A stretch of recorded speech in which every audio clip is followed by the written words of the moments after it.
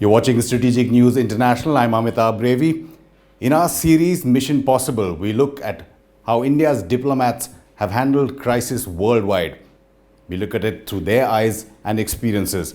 Today, we have Ambassador Anil Wadhwa, who was Secretary East at a time when Daesh or the Islamic State had made a lightning move across Syria and into Iraq, almost to the doorstep of Baghdad. Indians were being evacuated at that time. There were two hostage situations as well. Ambassador Wadhwa, thank you so much for giving us some time, sir. We were also, through a lot of cloak and dagger stuff, we were also present very close to Mosul when on the first day of Ramzan, Baghdadi had declared himself a caliph and the caliphate. Coming at this time, before I get into history, the fact that the Americans have conducted a successful operation, at least, to kill him, the Kurds say maybe one of his successors could have also gone. But what is the significance in the larger picture? Because Daesh's ideology hasn't gone anywhere. You're absolutely right. I think it's a question of attrition. How long the ISIS remnants can fight on. And we've seen this in the past few years that whenever the top leadership is eliminated, then new ones come up. It's a question of their belief and also, how much support they can gather because of elements around the world who seem to believe in this ideology, which is extremely dangerous.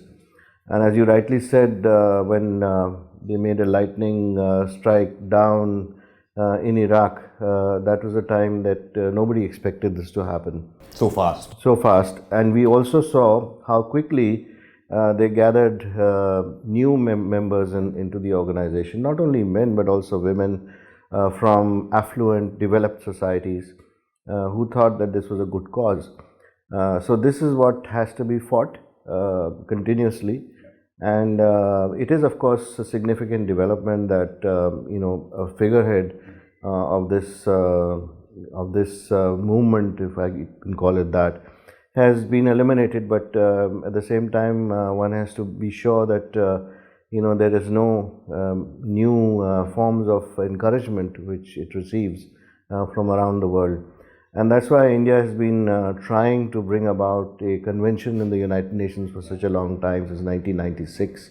Unfortunately, there is no agreement on what terrorists are itself. So definition of terrorism is not agreed. Yeah. So leave alone those who actually support them. We are far away from consensus on that.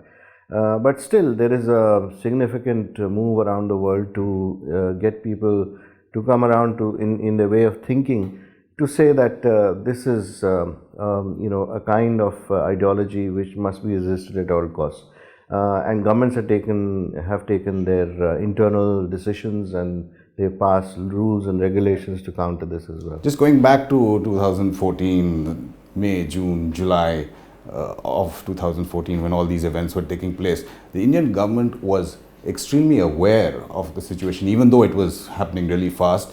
There were several, I think about 3 advisories that had already been given to Indians in Iraq, which we know how people around the world are humans.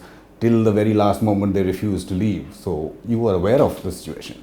Absolutely. In fact, I was the one who was looking at the situation quite closely, being in the ministry at that point in time. And as you said, we issued continuous advisories at regular intervals, asking people to leave by whatever means they could, because we could see this coming.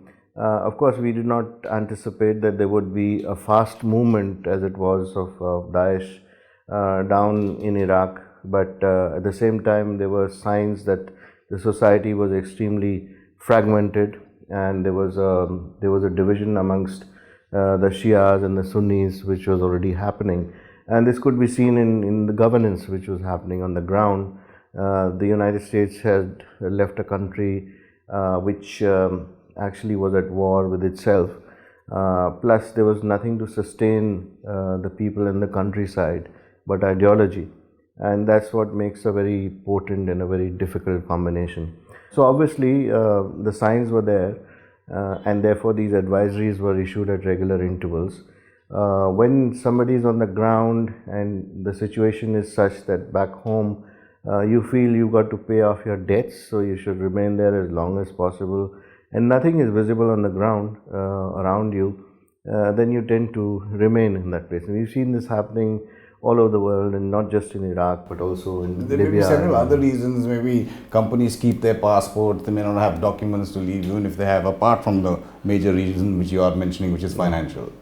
Exactly. So, there are normally companies, the recruiters, as we call them, the agents, who normally take away the passports of workers so that they don't leave on their own volition. And there's no means that they have also, because they cannot buy their own air tickets. So that's what keeps them down to the ground. And it's a combination of factors.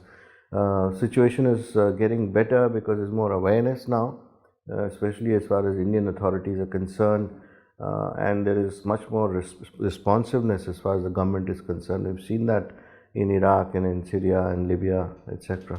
Talking about the responsiveness, Ambassador, this was when the nurses, 39 of them in that Tikrit teaching hospital, were taken hostage by Daesh.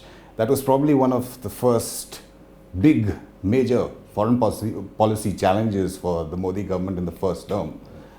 What was the thinking that was going on when you learnt about that, and what are the processes that were being kicked in?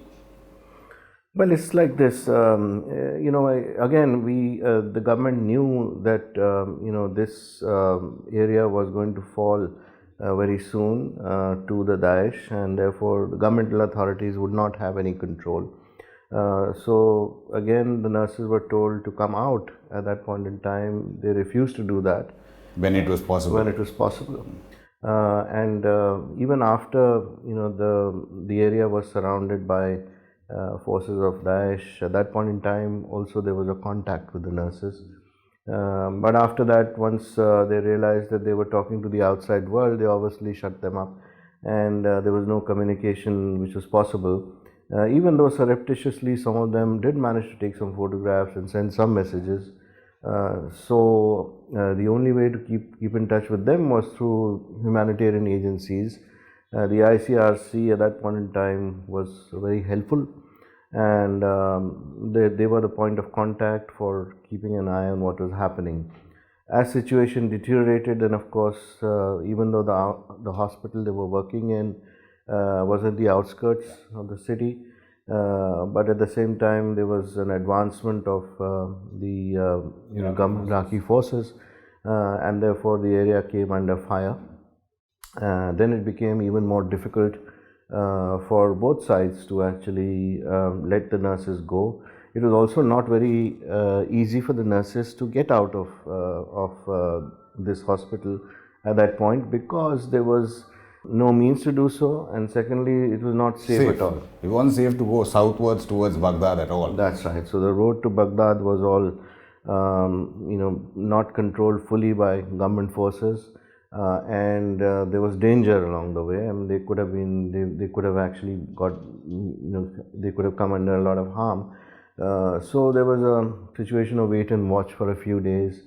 But after that, when the situation really got desperate, then of course the government had to do all it could to make sure that there were arrangements which were made for the nurses to come out. And I must tell you that it was not easy, because the day the nurses did come out, and I watched your report also on this particular day, and I think you reported it in the evening or one day afterwards. Because we were being careful also. You did say that they were moved out of the hospital to another place, but that was the crucial day of movement. Yeah. We were aware of what was happening, but we weren't specifically mentioning it so as not to endanger them, jeopardize their movement. That's, I think, the right thing to do, because any news coming out of such sensitive operations actually harms the people who are involved. So we had a situation where it was difficult, to monitor them, their movement, but at the same time, there was enough watch being kept, and until they were out of the temporary place where they slept in the night, which was another city, It was all something which was worrying everybody back home here, because there was a feeling, especially in Kerala, for instance, that something had to be done to get them out, because of the fallout it will have back home. So we are very happy that I think things turned out in the right way, and that they were able to come out and they were able to fly off to their families. We were aware, like we were saying, of them, the decision to move them from Tikrit to Mosul, which was a stronghold of the Daesh at that point of time.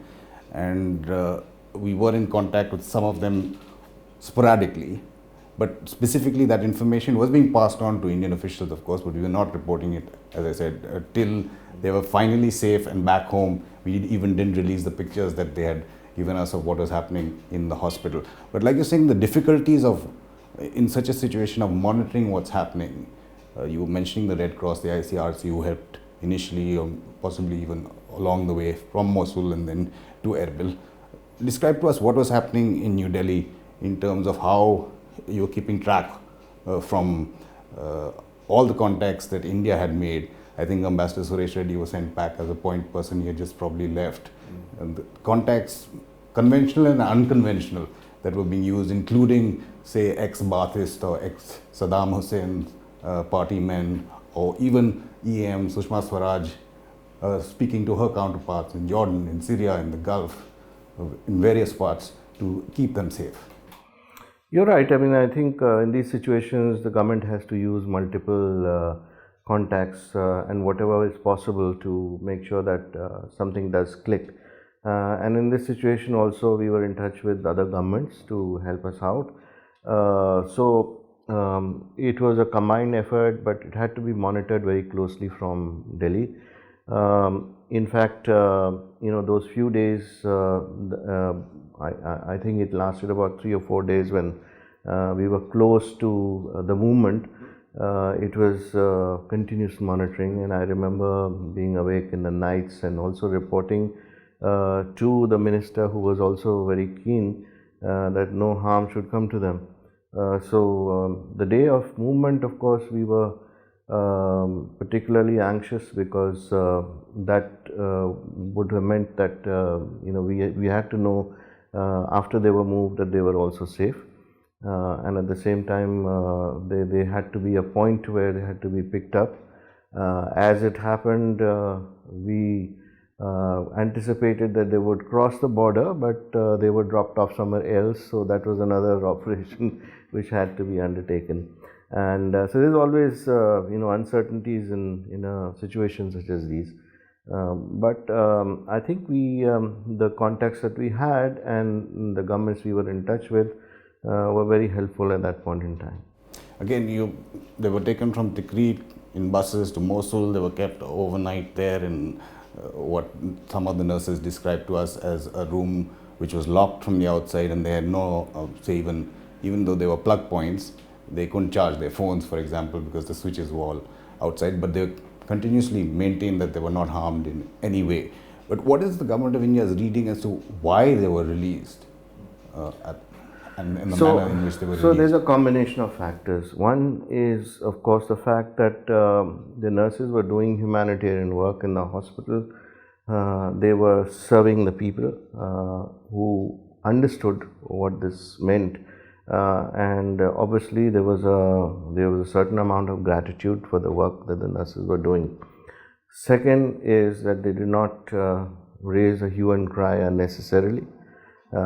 They actually kept their head down, and they went about doing their job as they would normally do. And thirdly, they did not try and take any action which would provoke the people who were controlling the hospital at that point in time.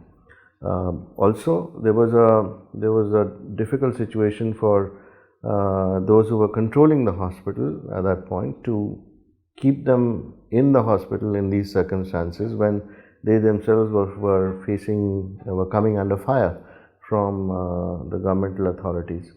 So for them it was also convenient that because later on we learned that the hospital was then used as a place from where they could defend their positions. So which they could not have done if they had nurses around or hostages around, whatever you might call them. So we had a fortuitous set of circumstances, and it did not take them too much of an effort, I would say, to move them, because the way was controlled. They were also able to put them up in a place which you described, which is exactly what it was, where there was no plug points inside, although there was an air conditioning inside.